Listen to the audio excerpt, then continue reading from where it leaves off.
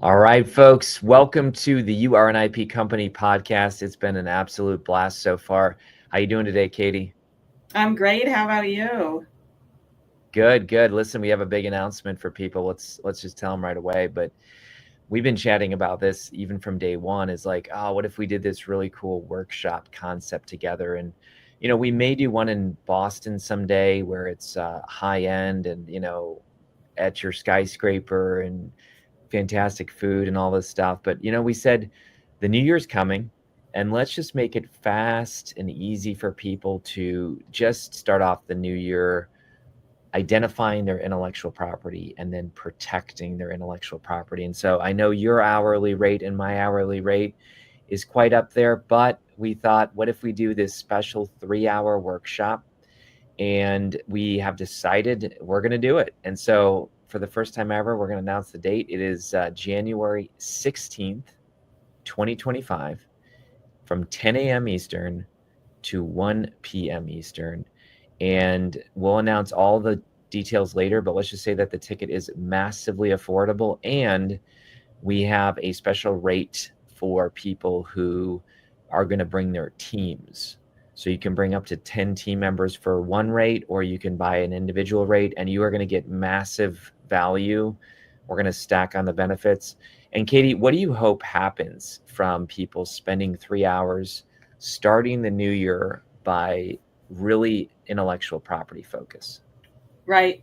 I think this workshop will help kickstart everybody's new year with really finding a way to integrate IP into their business and really help them get their thinking centered around what is my intellectual property and what do I want to protect and position this year for my business. So I think that's really we hope this is sort of a New Year's detox for IP Yeah. and really get things rolling.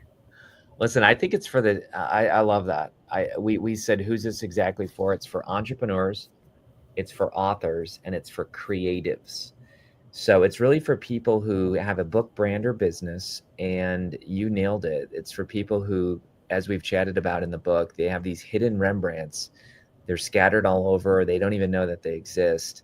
And that really brings us to our topic today, which, if people are following along in the book, it's page 38 and 39 in the print book, but it's all about this harvest.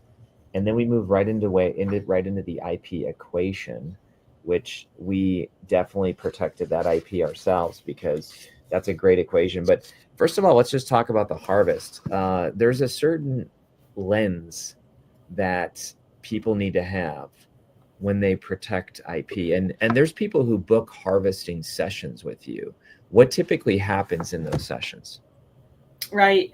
Those sessions, so usually they can be kind of lengthy, depends really on what we need to accomplish, but could be, anywhere from 4 hours to 4 days.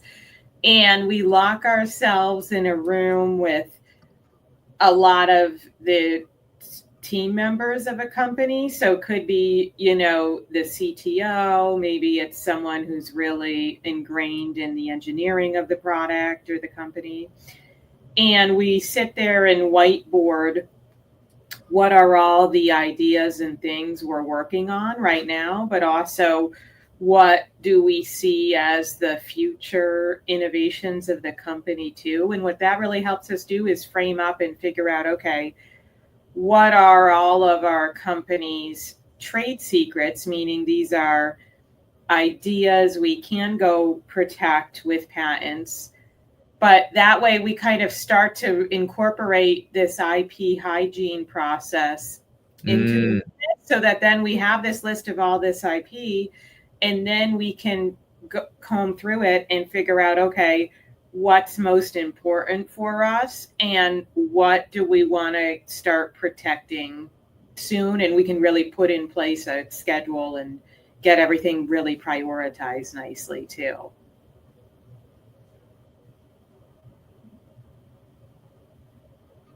And I'd say too,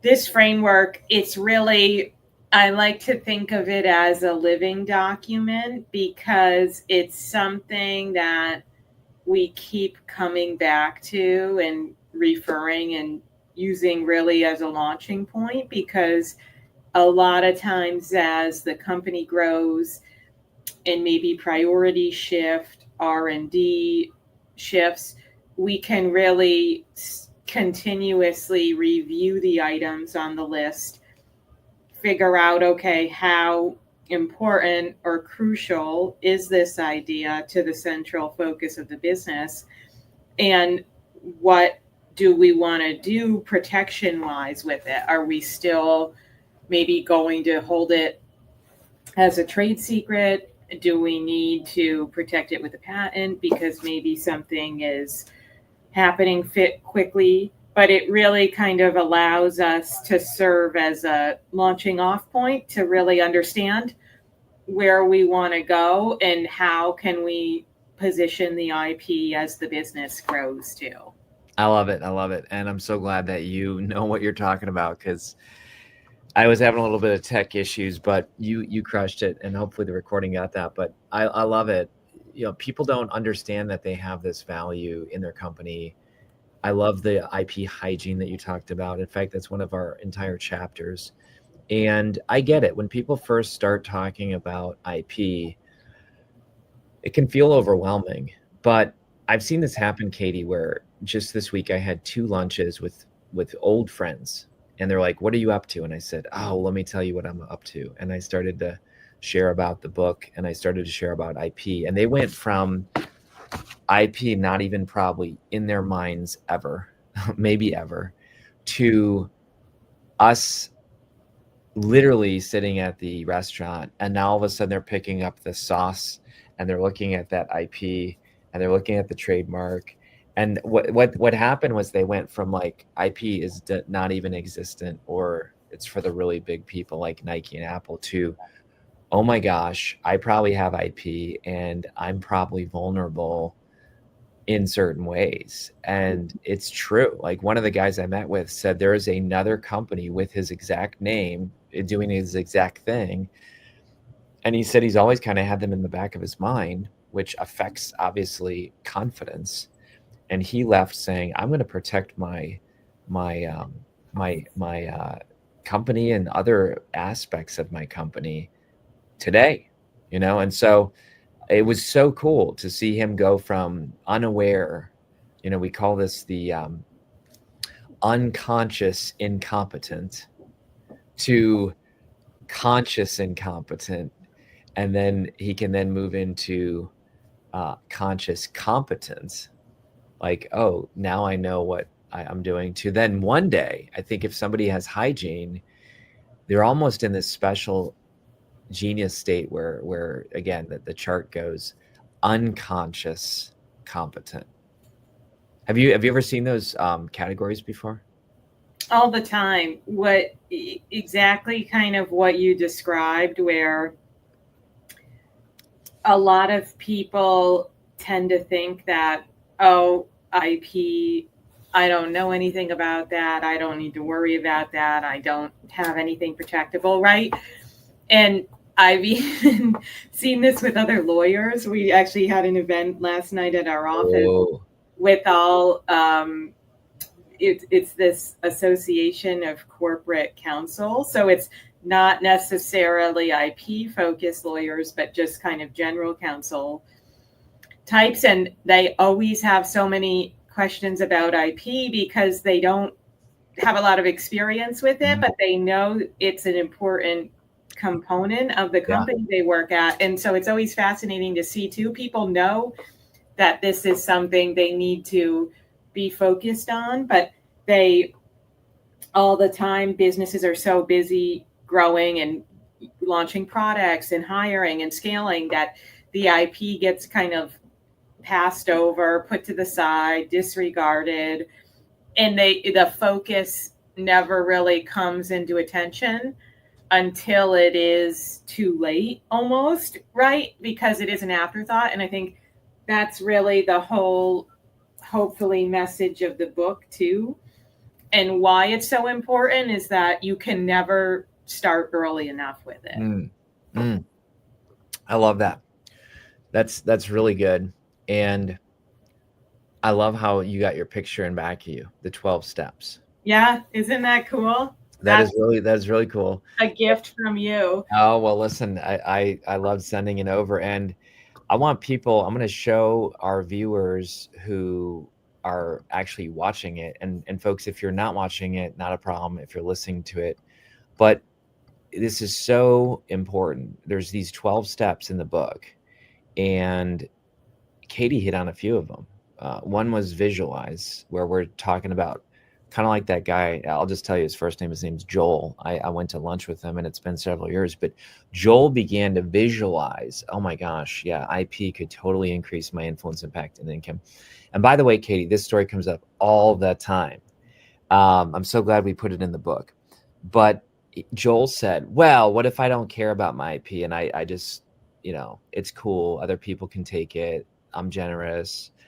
And I looked at him and I told him that exact story about our friend who does fireplaces, where fine, if you don't take your IP seriously, what if your competitor does and takes your IP, protects it, and locks you out? And again, same experience happened. His face went white. He's like, oh my gosh, I would be sunk. And that's the point. Like, if you don't take it seriously, I think our friend Tony D'Angelo says, like, other people will, I think Tony says, if you don't have a plan for your IP, your competitor will. That's right. Yeah. Like, and it's, your competitor is watching you, right? They're looking at what you're putting on your website. They're looking at what you're talking about at conferences, at trade shows, what you're publishing. So if you're putting stuff out there and it's not protected, that's where it can really become problematic, because then they could go file things and really box you out, or, really cause problems down the road. That's right. That's right. So if you look at this screen here, you mentioned hygiene, and that's actually one of our steps. We're going to get to that in a couple of weeks, but it's that normalize. And we see companies like Strategic Coach, like EOS, they're both mentioned in the book. Seed Spark, our company, your company, bless you. That's good. But we have companies that literally have hygiene as part of their process, so that when they create something, it's like, oh, we got to protect that. Like, let's file a copyright or a trademark, or let's put that on an instant IP the moment we think of it, create a timestamp. So again, like, it doesn't need to be hard and complex. And let's spend the second half of our podcast today talking about the IP equation. And really, the first time you mentioned this to me, it didn't make sense, because I just thought your IP plus protect IP equals IP value. Like, to me, it doesn't like, it's not sexy. But, like, I'm a writer, I'm into like verbiage, but the more we unpacked it, I was like, it's so smart. It doesn't need to be dressed up, because sometimes, like, E plus, what is it? Einstein, E equals MC squared. Yeah, like, if you don't need to make it complex, don't make it complex. So it's your IP plus protect your IP equals IP value. And let's just take the three parts and let's break these down. So your IP, basically, we're telling them that they need to declutter their attic. They need this 5-fold strategy, which is right in the book. And it's basically 5 things. I have a new way of solving a problem. I have a unique idea for accomplishing a task. I have a different way of saying something. I have an uncommon angle for combining things, or I've created something unlike anything else. I mean, we kind of pulled that from the USPTO and made it our own and tweaked a few words, but those are all different ways of saying that you have something unique. Do you agree with that? That's right. And the thing is, too, it might not, what you've created might not hit on every single one of them. No.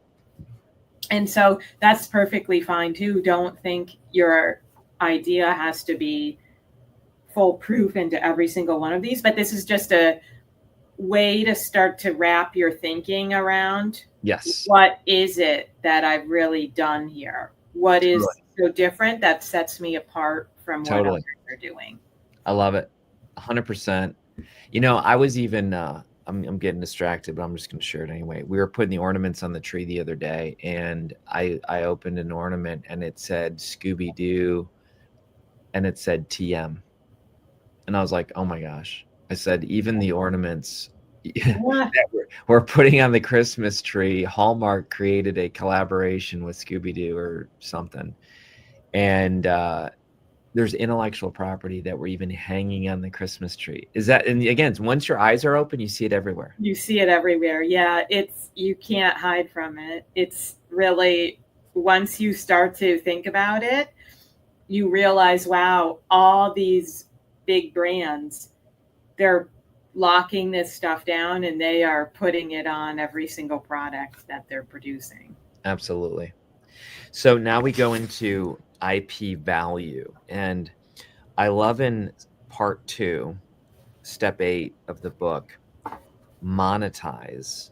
We give 47 ways on how to monetize your IP, because that was another question Joel had at lunch. He's like, well, what can I do with IP? And I said, oh my gosh, man, let's grab the book here. And I gave him a copy, but franchising, licensing, securities, like you just go on and on and on, collateral, there's, loans. There's so many ways that you can monetize IP, not to mention we always teach 18 streams of income from your book, but those are all IP versions and expressions. But let's go down to page 42. We say, we'll unpack this concept by explaining the 2 purposes of IP. So what is that? 1 and 2? Yeah. So I like to think about the purpose of IP in sort of a twofold lens here, where we use it for offensive and defensive strategies. So obviously, if we've created something new, we want to protect it for our own good because we've created it ourselves and it's our property. But really, where you drive the most value from IP is when your IP creates liability for others. And what I mean by that is there's marketplace adoption of your IP, meaning others are practicing it, others are stealing it, ripping it off, because if there is that market adoption, that's what's deemed to be called evidence of use. Okay. And that's what really kind of drives up the value of your intellectual property, because you've now protected something that other players in the industry are using and adopting as their own. And so would you call that word? That would be marketplace adoption, or what a legal term would be called evidence of use. Evidence of use. Wow. Okay. And that's where you're seeing people out there using it. Practicing it. Exactly. Wow. Okay. And so security is the first purpose of IP. And I always tell people fence. Like, I'm so glad, for all these years I wanted a metaphor, but a fence, you think of property. And another example, this always happens whenever I write a book, like it's first like unfamiliar, and then you write the book and you start using the same stories. But the same story I use now all the time is to, as I say, if you're in a neighborhood and you see somebody's garage door open, and the garage door is open, and you can catch with your eye TVs and electronics and all this stuff just being boxes of stuff in the garage, and it's open. If you're in certain neighborhoods, you could say goodbye to that. Yeah.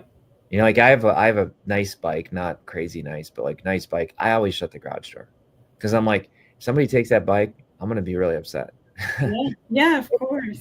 But if you drive by a garage door that's open and there's an electric fence around it and a dog in the yard and a security camera, all of a sudden you're like, I'm not messing with that. Yeah. I don't care if the garage door is open.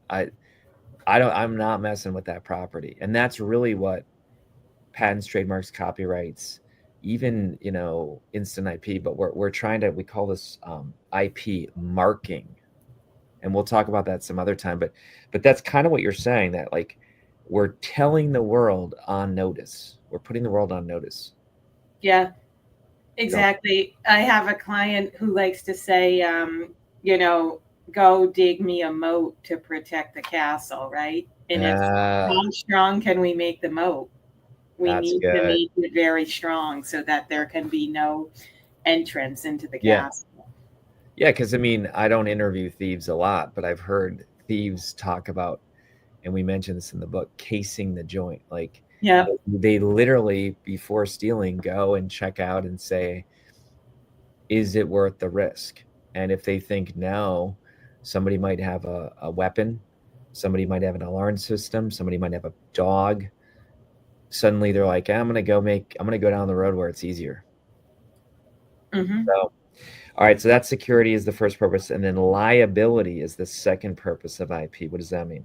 Yeah. So that's where if you the value of your intellectual property, it's tied to the liability you create for others. Because if you protect something that nobody else is ever going to practice, then you really can't. It's going to be a hard piece of IP to monetize, right? Because it's so special and maybe so specific that you're the only ones doing it, Mm, versus a piece of IP that there's 10 companies practicing that right now. That's where you create liability, because if you can show evidence, what we call evidence of use, that alone triggers a valuation jump of your patent of 2.5 times the value, because you have these other parties practicing what you've protected and have a monopoly on with yeah. your patent.